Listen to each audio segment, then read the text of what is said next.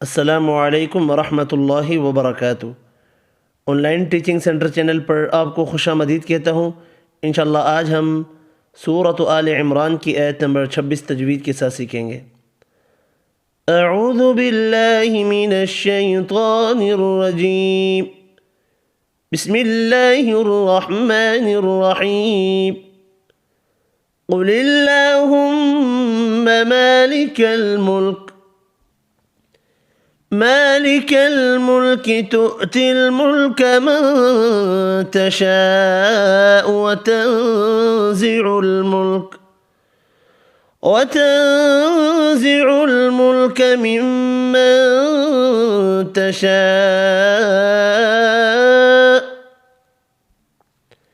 قل اللہم، قاف حروف مستعلیہ پر پڑھیں گے، میم مشدد پر غنہ کرنا ہے، کھڑی زبر ایک الف کی مقدار میں کھینچ کر پڑھیں گے۔ مالکل، یہاں بھی کھڑی زبر ایک الف کی مقدار میں کھینچ کر پڑھیں گے۔ ملک تؤتل، حمزہ جھٹکے کے ساتھ پڑھنا ہے۔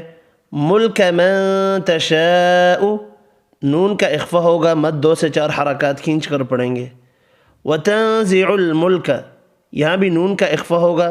ممن تشاء، میم مشدد پر غنہ کرنا ہے، نون کا اخفا ہوگا، مد 2 سے 4 حرکات کھینچ کر پڑھیں گے۔ وف کی صورت میں حمزہ ساکن پڑھا جائے گا۔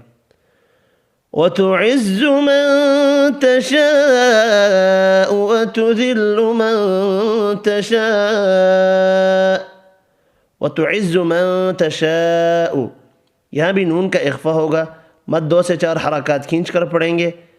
وَتُذِلُّ مَن تَشَاءُ، نون کا اخفا ہوگا، مد 2 سے 4 حرکات کھینچ کر پڑھیں گے۔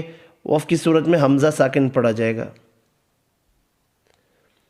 بیدک الخیر، خا حروف مستعلیہ پر پڑھیں گے، خیالین پڑھنا ہے۔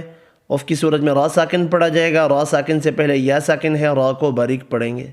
بیدک الخیر، انک علی کل شیء قدیر، انک، نون مشدد پر غنہ کرنا ہے۔ علی کل، کھڑی زبر یہاں بھی ایک الف کی مقدار میں کھینچ کر پڑھیں گے۔